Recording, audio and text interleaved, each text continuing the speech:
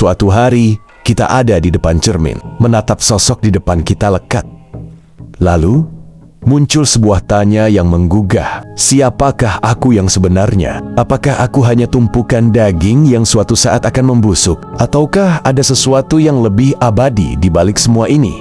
Kita sering merasa dunia ini begitu padat, begitu nyata, dan begitu melelahkan. Kita mengejar harta seolah ia abadi. Kita meratapi kehilangan seolah ia akhir segalanya. Namun, mari sejenak kita buka pintu laboratorium sains dan pintu kamar khalwat para sufi. Ternyata, keduanya membisikkan rahasia yang sama. Dunia yang kita anggap padat ini sebenarnya adalah ruang kosong yang sedang menari. Mari kita masuk ke dalam tubuhmu. Jika kita mengambil satu sel kulitmu, lalu kita perbesar 1 juta kali hingga kita melihat atom-atomnya, kita akan terkejut. Sains modern fisika kuantum mengatakan bahwa 99,999% dari atom adalah ruang kosong. Jika seluruh umat manusia dikumpulkan dan ruang kosong di dalam atom tubuh mereka dibuang, maka seluruh populasi bumi ini akan muat dalam ukuran sebuah apel. Tapi, apel itu akan sangat berat, seberat bumi. Lalu, apa yang mengisi kekosongan itu? Mengapa tanganmu tidak tembus saat menyentuh meja? Itu karena ada energi, ada getaran atau vibrasi yang sangat cepat yang menciptakan ilusi kepadatan. Di dalam Al-Quran, Allah Subhanahu wa Ta'ala berfirman dalam surah Adz-Dzariyat ayat 47 yang artinya, "Dan langit itu kami bangun dengan kekuasaan kami, dan sesungguhnya kami benar-benar meluaskannya." Ilmuwan menyebutnya quantum fluctuations. Para ulama menyebutnya tajaliyat, penampakan kekuasaan Tuhan yang terus-menerus. Jadi, secara fisik, kau bukan benda padat. Kau adalah kumpulan cahaya dan energi yang sedang bersujud dalam frekuensi tertentu.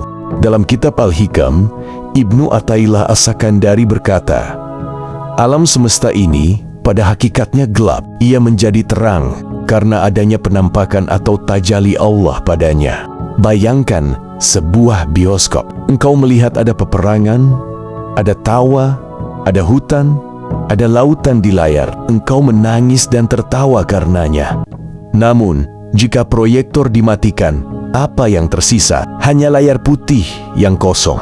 Dunia ini adalah layar itu. Sains menyebutnya ruang kosong, tasawuf menyebutnya aladem atau ketiadaan. Yang nyata hanyalah cahaya dari proyektor itu. Itulah makna terdalam dari la ilaha illallah. Tiada wujud yang sejati kecuali wujud Allah. Segala sesuatu yang kau cintai, anakmu, pasanganmu, hartamu, hakikatnya adalah energi yang dipinjamkan sementara. Mengapa kita begitu menderita saat kehilangan? Karena kita merasa memilikinya. Padahal, bagaimana mungkin kita memiliki sesuatu yang 99%-nya adalah ruang kosong? Imam Al-Ghazali dalam Mishkat Al-Anwar menjelaskan bahwa cahaya sejati hanyalah Allah. Cahaya lain hanyalah pantulan. Jika kita memahami ini, self-improvement kita bukan lagi tentang bagaimana menjadi hebat di mata manusia, tapi bagaimana menjadi nol, sehingga cahaya Tuhan bisa bersinar melaluimu. Lantas, bagaimana cara kita mempraktikkan ini dalam hidup sehari-hari?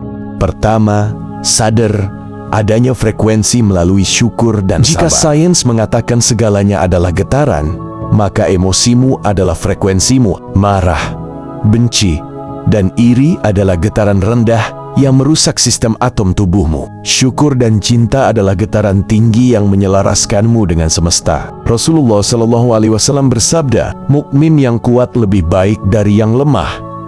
Kuat di sini juga berarti kuatnya frekuensi batiniahnya. Kedua, melihat Sang Pencipta dalam ciptaannya. Saat kau melihat bunga, jangan hanya lihat warna kelopaknya.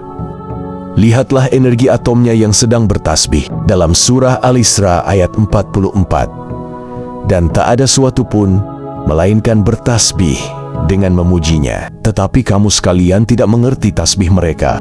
Ketiga, melepaskan keterikatan atau zuhud. Zuhud bukan berarti tidak punya harta. Zuhud adalah saat tanganmu memegang dunia, tapi hatimu tetap di ruang kosong yang penuh dengan Allah. Karena kau tahu, HP yang kau pegang, Rumah yang kau huni secara kuantum adalah energi yang bergetar. Ia bisa berubah bentuk kapan saja atas izin sang pemilik energi.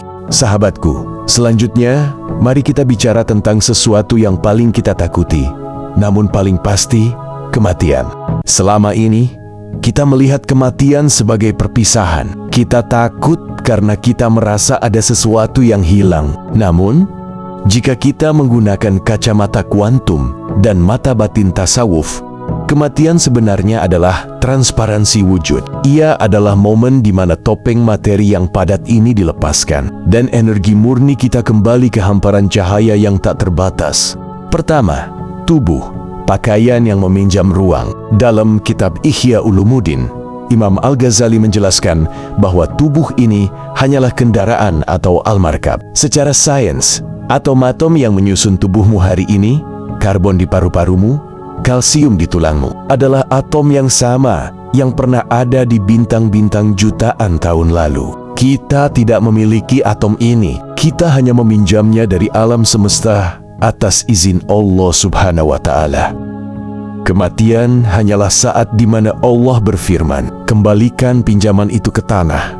Secara kuantum, tidak ada yang hilang. Hukum termodinamika pertama menyatakan energi tidak bisa musnah. Ia hanya berganti frekuensi. Maka, kematian biologis hanyalah momen di mana energi ruhmu berhenti bergetar dalam frekuensi daging dan mulai bergetar dalam frekuensi barzah. Rasulullah SAW bersabda, "Manusia itu tidur, dan ketika mereka mati, mereka baru terbangun."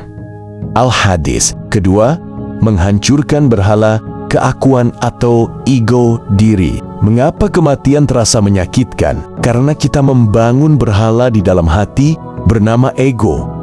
Kita merasa aku adalah jabatan ini, aku adalah wajah tampan ini, aku adalah harta ini. Tasawuf praktis mengajarkan kita untuk mati sebelum mati. Artinya, hancurkan ilusi kepemilikan itu sekarang, sebelum maut memaksanya. Ibnu Athaillah dalam Al-Hikam berkata, "Bagaimana mungkin hati bisa bersinar, sementara bayangan dunia masih melekat pada cerminnya? Dunia ini adalah bayangan ilusi kepadatan. Jika kau mengejar bayangan, kau akan lelah. Jika kau mengejar sumber cahaya, bayangan itu akan mengikutimu." Kematian adalah saat bayangan itu hilang sepenuhnya, dan yang tersisa hanyalah cahaya di atas cahaya atau nur ala nur.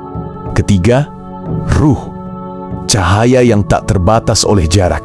Sains mengenal non-locality di mana partikel bisa terhubung tanpa batas ruang. Ruh kita pun demikian. Ia tidak butuh ruang kosong untuk berpindah. Ketika kita sujud dan berbisik Subhana Rabbiyal A'la, di saat itulah kita sedang melatih ruh kita untuk lepas dari gravitasi dunia. Kita sedang melatih atom-atom tubuh kita untuk tunduk pada kehendak ilahi. Inilah spiritual self. Improvement yang sesungguhnya melatih diri untuk tidak terikat pada bentuk.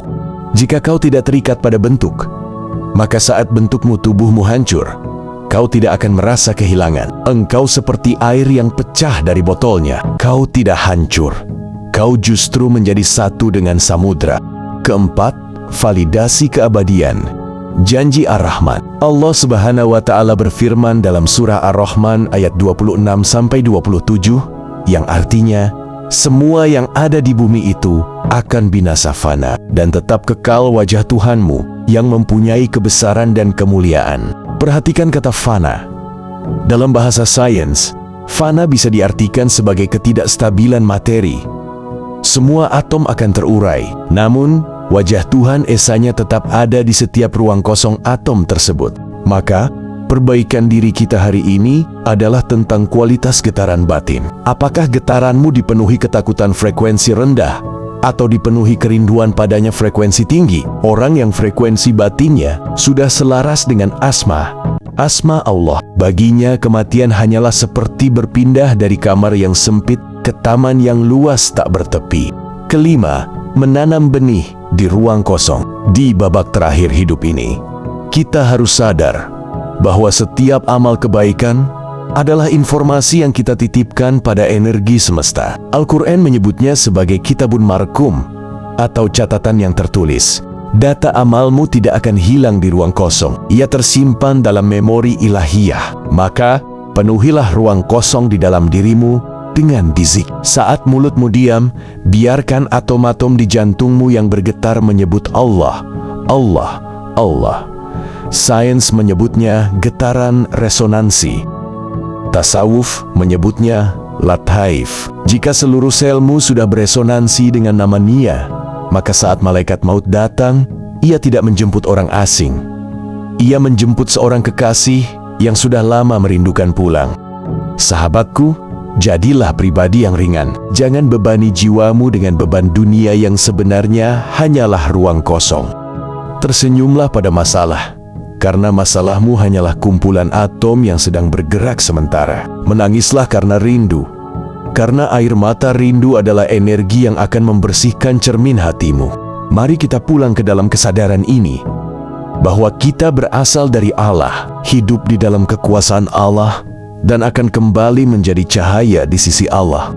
Jika ingin bahagia, pasrahkan semua hidup kita pada Allah Subhanahu wa Ta'ala, Sang Maha Kekasih Hati. Kembalikan semua padanya. Inna lillahi wa inna ilaihi roji'un. Sesungguhnya kami adalah milik Allah energinya, dan kepadanya lah kami kembali ke sumbernya.